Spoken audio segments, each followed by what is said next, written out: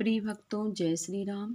आज हम गीता प्रेस गोरखपुर कल्याण से भक्तों की सत्य कथा में बताएंगे किसी भक्त का अनुभव कि सदाचार और परोपकार से इच्छा मृत्यु। भक्तों, ये सच्ची कहानी है। घटना पुरानी है किंतु एकदम सत्य है। मेरे पूज्य पिताजी स्वर्गीय रत्ती राम साहू उत्तम सागर पर्वत श्रृंखला के प्रांगण में बसे ग्राम बंडवी, तहसील मुलाई, जिला बैतूल, मध्य प्रदेश के निवासी थे। उनका जीवन सरल, सादगीपूर्ण, सदाचार एवं सत्य पर आधारित तथा धार्मिक था।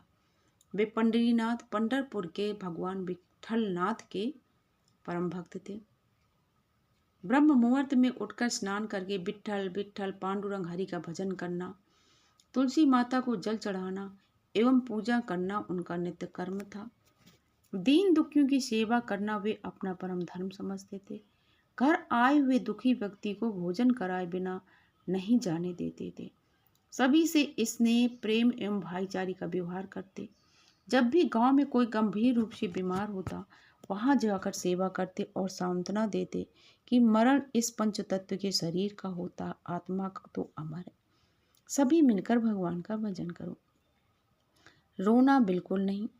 स्वयं घर से गंगा, यमुना तथा जिन तीर्थों में वे गए, वहां का पवित्र जल एवं तुलसी पत्र मुंह में रखते और स्वयं भी भगवान नाम में शामिल हो जाते।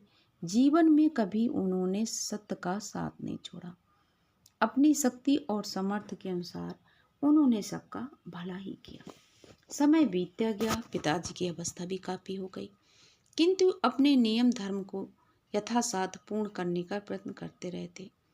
उन्होंने 6 महीने पहले ही बता दिया कि मेरी मृत्यु होली के धुरड्डी के दिन होगी। यानी इस अवधि में उन्होंने अपने सभी रिश्तेदारों के यहाँ जाकर उनको प्रणाम करके कुशल क्षेम पूछकर और सबसे ये कहा कि आपके प्रति मुझसे कोई गलती हो गई है तो मुझे क्षमा कर देना।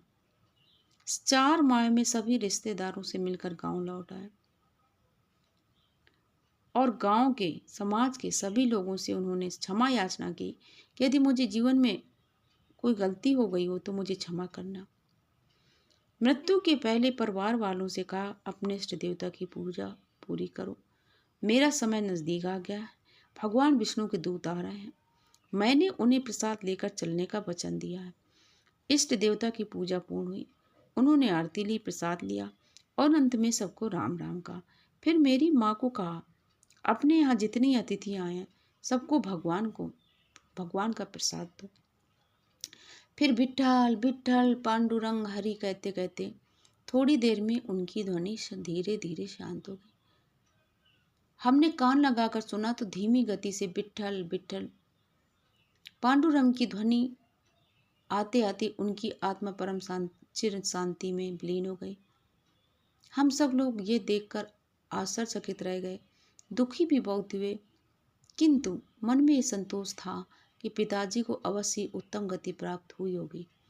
भगवान नाम की मरणकालिक ध्वनि ने उन्हें अवश्य वैकुंठ धाम दिया होगा। पिताजी ने अपनी मृत्यु के संबंध में जैसा कहा वैसा ठीक वैसा ही हुआ। इससे हमें लगा को जो जीवन में सदाचार, परोपकार और भगवान नाम को अपना आधार बना लेता है, उसका लोक परलोक दोनों सुधर जाता है। भक्तों, ये सच्ची कथाएं हैं। बोलिए जय श्री राम।